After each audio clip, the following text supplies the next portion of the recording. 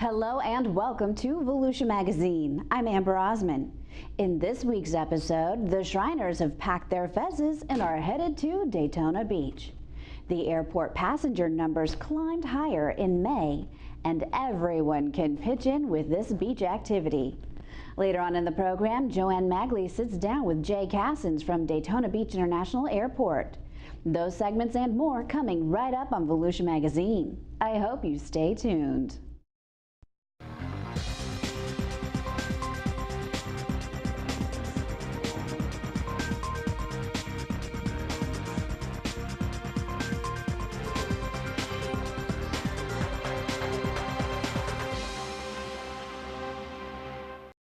Love the beach? Want to help keep it clean?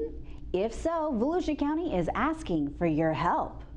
The upcoming 4th of July holiday is one of the busiest for beach festivities, but unfortunately, when the celebrations are over, the beach is often littered with trash.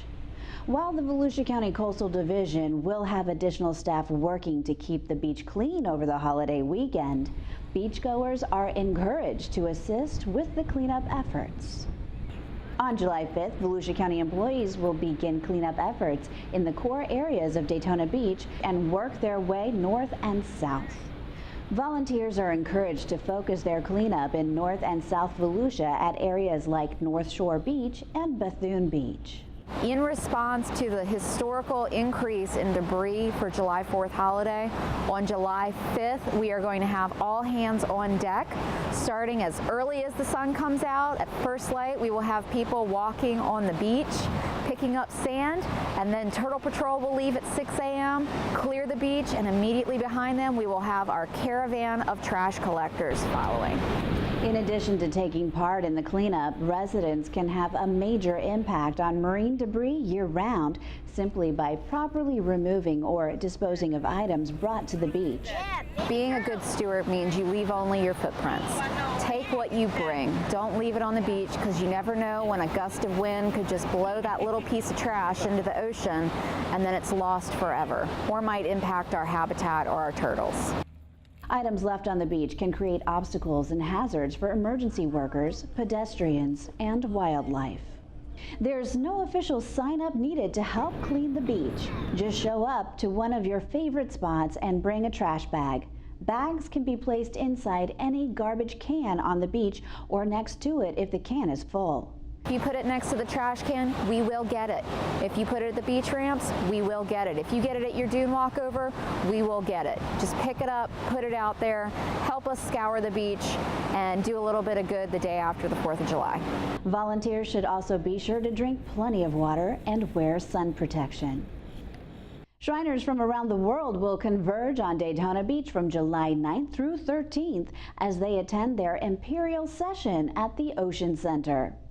With up to 10,000 Shriners and their families expected to attend, this will be the largest convention ever hosted by the Ocean Center. Even better, the Shriners have already committed to a return visit next year. Well, absolutely. We want to have have a good time here. We hope that maybe they'll come back here for vacation, look at maybe any conferences or meetings that they have and come back. So it's all really good for our area. And what a great time July in Daytona Beach. Most people know the Shriners by the funny hats they wear, the tiny cars they drive, and the big cigars they smoke.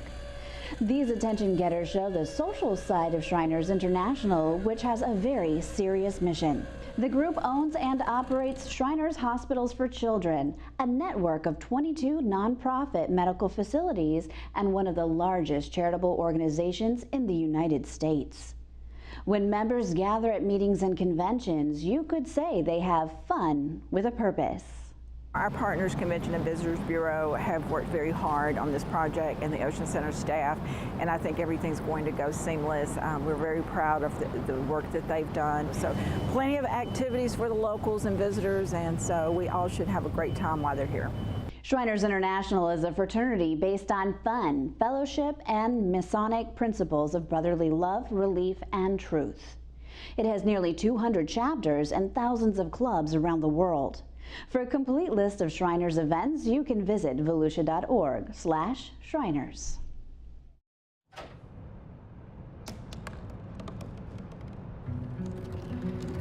They said I couldn't dream. Called me a piece of trash and swore that's all I'd ever be.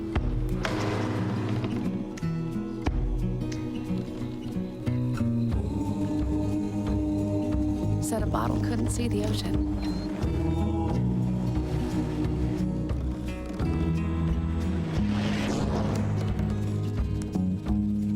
Give up. Go back to the dumpster. But I didn't listen. I made my way.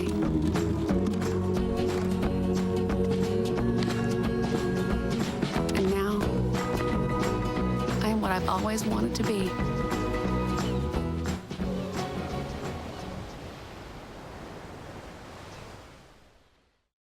Today on Solutions for Your Life, Dennis Mudge, UF-IFAS Volusia County Extension Director, interviews Sharon Gamble, UF-IFAS Extension Livestock Agent, about her recent Lifetime Achievement Award from the Florida Cattlemen's Association.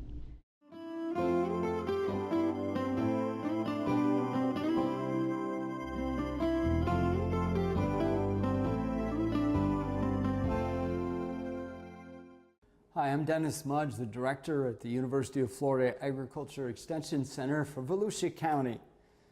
This is a special day at our office, an opportunity to recognize one of our most outstanding agents who has been with Volusia County for a number of years and was recently recognized for her excellent work with agriculture, not only in Volusia County, but in the entire state. Sharon, it wasn't long ago, you and I were in South Florida, and we were getting this amazing piece of crystal for the excellent work that you had done. Such a pleasure to work with you here in Volusia County. Being recognized in agriculture is something that doesn't always happen in a career. This is a career award. And South Florida, tell us a little bit, Sharon, about what you did with the Cattlemen's Institute. They're the ones that brought this award forward for you. The Cattlemen's Institute has been in operation for close to 35 years, I believe. Maybe 36, and I was the first female agent to chair the Institute, and we have a procession that we go through on who comes up into the chair position, and the person that followed me ended up taking a job elsewhere, and so I have the distinction of chairing the Institute 2 years in a row, the only person to have done that, and I did a good job the first year, so I guess they let me come back for a second. That's so good, Sharon. An award like this is more than just running an institute for the entire state. It's also a career award, being recognized for helping all the cattlemen in the entire state of Florida. Quite a distinction. I know I've sat on that board with you down there for a number of years, and it was so exciting to see you win this award. You know, it isn't just that you were the first female chair and to be the only one ever to chair twice. You're the first female to win this award as well. The state of Florida, the equivalent of a full professor with the University of Florida, an agent for. We're just so excited, Sharon, that you were able to be recognized like this, and I know this means a lot to you. Tell me a little bit about, did you ever think you'd get an award like this in your career? Well, no. No, I didn't. It's been a very interesting career, and it's been very rewarding to me. I've enjoyed the commercial side of my work, what this award's about, but I've also enjoyed the 4-H side of it and building young kids and giving them leadership skills. And I think I took a lot of the 4-H concepts and tried to use them myself. And so it's a wonderful award to get. I didn't quite realize I was the first female to get it, but that's very nice. And I did a lot of work as well with the fire issues in this state, fire-wise communities and urban areas, and worked with cattlemen on getting training for them to be able to get certified burn manager status. And so, you know, it's not just cattle, it's the whole landscape what I've had to work with, and it's been really, really a rewarding experience to be able to come at this from lots of different angles. So yeah, it's a great award. I mean, it's pretty cool. The agriculture community in Volusia County, the farm families, the whole community, so excited that Sharon would be recognized like this and receive an award, a career award, and we're just so proud she's one of our own. Well, Sharon, it's time for you to hold the award. Congratulations once again. With Solutions for Your Life, I'm Dennis Mudge. Passenger traffic at Daytona Beach International Airport is back on the rise after a couple of months of slight decreases. Traffic increased 1% for May in comparison with May of last year. During the month, more than 67,000 passengers flew in or out of the county-operated airport, compared to more than 66,000 passengers last May. For the 12 months ending May 31st, total passenger traffic at DAB has increased 6.3%, with 702,737 passengers this year, compared to 661,048 passengers traveling through the facility last year. Jay Cassens, Business Development Director for the county-run airport, says the month of May was on target with the growth expected for this year. This month, no cancellations, and we're up about 1%, so that's good. That means load factors are increasing for the month of May, and we see good things coming in the future heading into the fall schedule in August, September, October. We anticipate American Airlines and Delta to both increase service daily flights. The airport is served by Delta Airlines, American Airlines, and JetBlue. Learn more about your hometown airport at flydab.com. Coming up later, Community Information Director Joanne Magley will have more on the county-run airport with her studio guest, Jay Cassens. Volusia County is home to amazing wildlife, including a wide array of snakes. Despite many people's fear of encountering a snake in the wild, it is worth noting only 6 types of snakes are poisonous of the 44 species found here in Florida.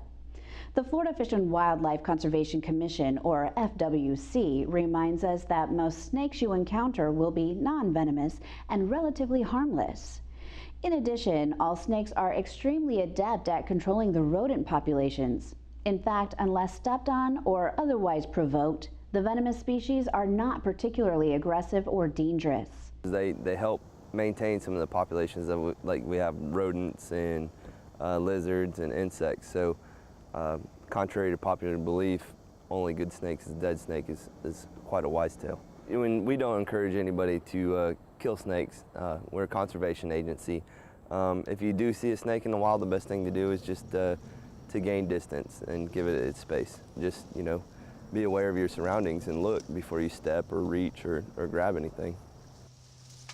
If you do sustain a snake bite, it is important to remain calm. If you believe the bite to be from a venomous snake, seek immediate attention at a medical facility. The frequent sightings of snakes near dwellings or outbuildings may indicate the presence of rodents. Removal of brush, lumber, or other debris accumulations will discourage both rodents and snakes. Rodent food sources like chronically spilled bird seed under feeders or pet food scraps should also be cleaned up regularly.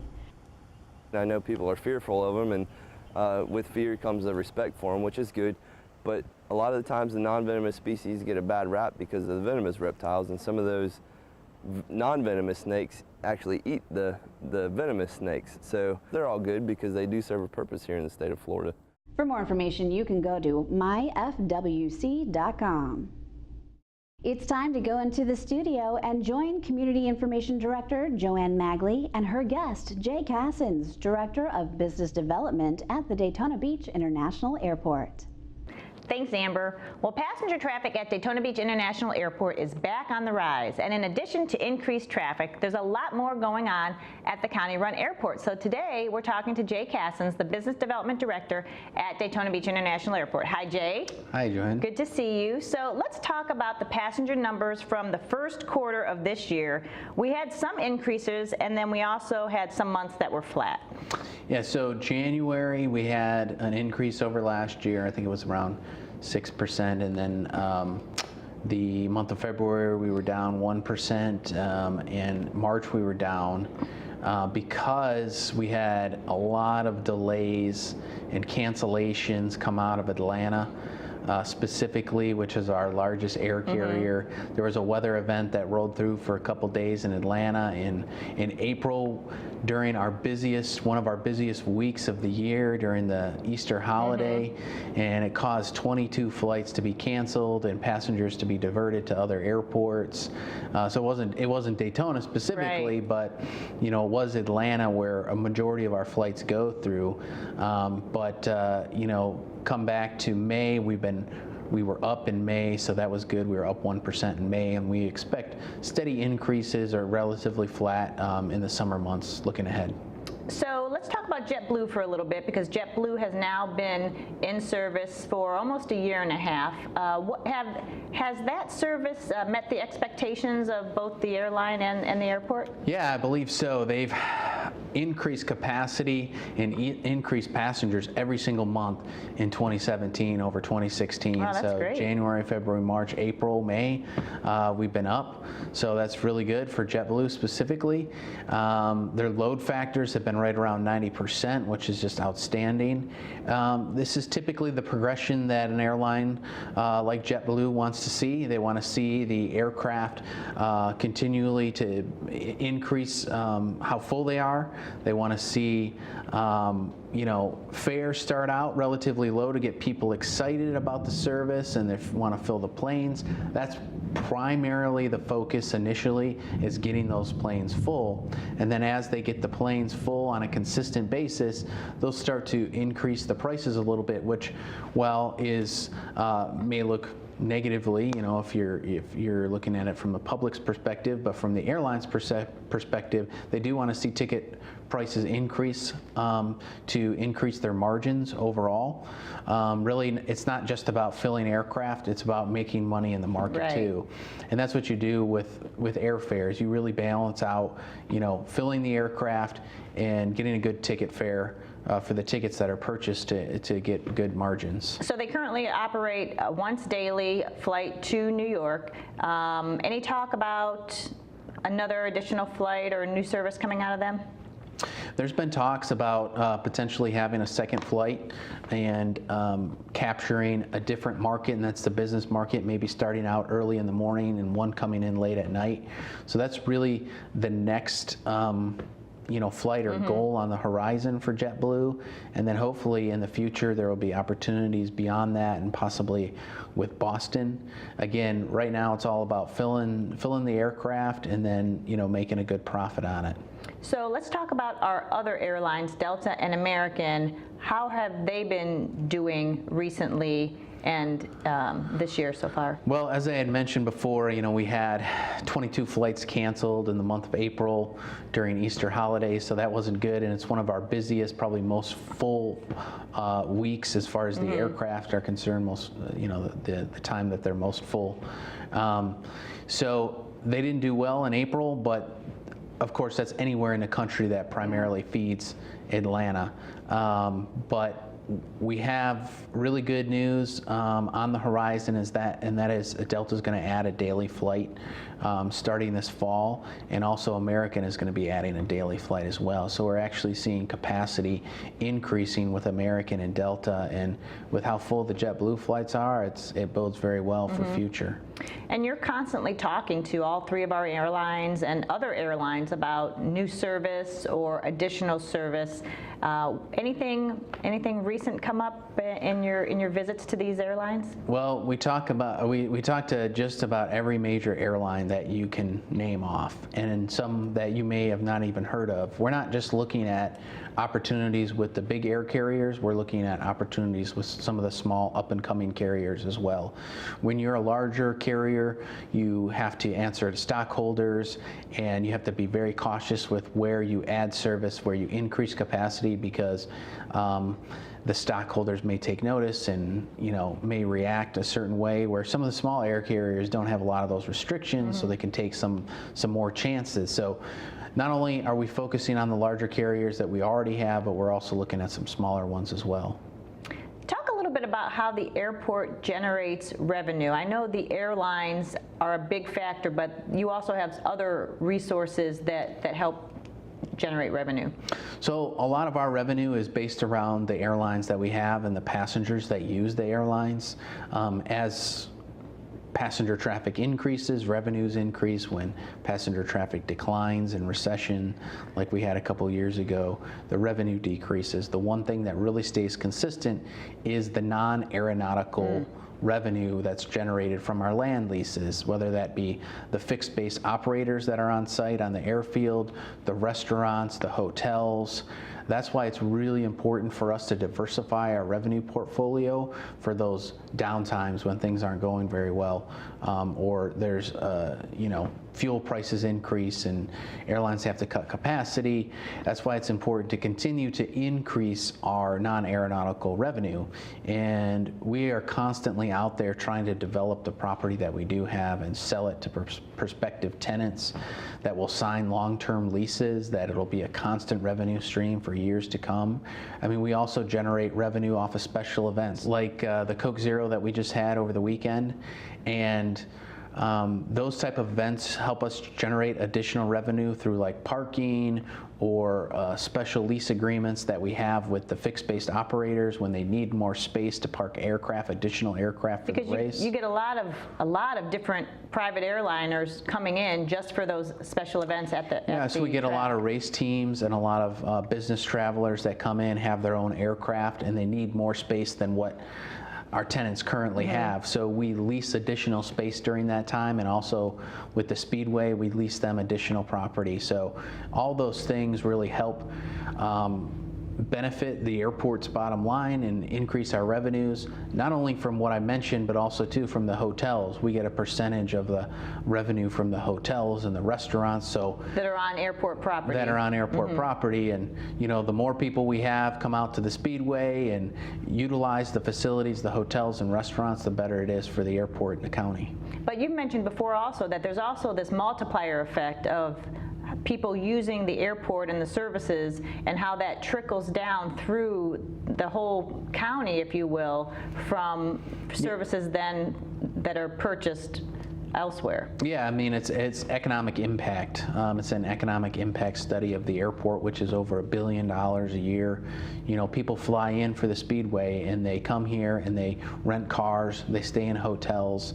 Those hotels pay the wages of their employees, they pay for food, and that money just keeps getting recycled back into the community. And if you were to take away that air service of the airport, we would lose over $1 billion a year. So it's a big deal having not only the Speedway on property and the special events, but also increasing our air service. It all adds up in the end. All right, now I already know the answer to this question, but for the people who are watching that maybe don't use our hometown airport, talk about some of the convenience factors and touch on the fares a little bit of why we are competitive and people should give us a second look. Yeah. Where else can you park literally right next to the terminal? A lot of other airports, the short term is the closest to the facility. Well, we have the long term and short term right next to the airport facility. I mean, you're only waiting, at the most 10 minutes in line at the ticket counter, and then at the most 10 minutes at the security checkpoint. So if you're there 45 minutes to an hour prior, you got plenty of time. Where the other airports, you have no idea what you're getting into when you go to some of the larger airports. You don't know if the checkpoint's going to be an hour wait or it's going to be 10 minutes. So that's what's just so special and so unique about our airport. It's just how convenient and just stress-free it is. You can really start your vacation. If you're going on vacation, you really start it at the airport. Is because so many people stress out about that, and you just don't have to do that with Daytona Beach. Right, we have a new tagline, fast, friendly, and stress-free, and one of the stress-free parts is not having to drive far distances to a different airport, using your hometown airline. Touch a little bit on the fares before we go, and how people can actually get sometimes better rates by just checking what's going in and out of Daytona. Yeah, on average, Daytona Beach is actually $30 cheaper each way than the national average for airfare. People don't realize just how inexpensive it is. This region is very inexpensive. It's very price sensitive because we have so many leisure travelers here, which really drives down the prices, which is good and it's bad, but you know, it's good from the public perspective that they get a reasonable airfare. The airlines wish we could get a little bit more so they could make a little bit more money, but you know, if you look at our airfares and compare them to Orlando, and you really look at it, and you're doing it, you know, 60 days in advance or more, we're very comparable to the large airports that surround us, if not sometimes even less. Plus the convenience factor that we talked about, you know, some time is money, so exactly. you don't want to waste your time. I really encourage people to look at the airfares, actually take a look at them before they decide to go a certain place. So many people just get focused on looking at you know, one airport. You know, it's important that they compare all of their options, and then again, like you said, just think about the convenience factor as well, because that's worth something in itself. And for those folks who visit the Daytona Tortugas Stadium this summer, they'll notice nice billboards up featuring Daytona Beach International Airport, because the airport is a partner for the next couple years with the Tortugas, and that's a good branding strategy that you initiated to help just build awareness of our local airport. Yeah, I think it only makes sense that you know, we're a partner with the hometown baseball team, and now, you know, they're partnering with the hometown airport, and it's really, you know, it's branding, it's to get our name out there, get recognition, get top of mind, be top of mind when people are going to book their flights, and just remember, you know, all the fun that they're having out at the baseball game, you know, they can also enjoy themselves when they go through the airport and not be stressed out about it. So it's a natural fit for both of us, and we just had a JetBlue community day out there where we celebrated our second annual, where we gave away tickets on JetBlue and really celebrated JetBlue being here in the community at the ballpark. It was a fun time. Yeah, nothing like coming to watch a ball game and leaving with a trip to New York City, courtesy of JetBlue. Exactly. That was really nice. It was a fun night. All right, Jay, well, thanks again for all the information. Jay Cassens, Business Development Director at Daytona Beach International Airport. Thanks for being here today. Thank you, Joanne. Amber, back to you. Thanks, Joanne, and thank you too for watching Volusia Magazine. If you have any questions about the show, you can feel free to give us a call at any of the numbers you see listed here, or you can log on to volusia.org and click on the News tab at the top of the screen to find us. And we hope you won't forget to listen to Volusia Today. That's Volusia County Government's weekly public radio broadcast. Volusia Today airs every Tuesday, Wednesday, and Sunday mornings on the local radio stations you see on your screen.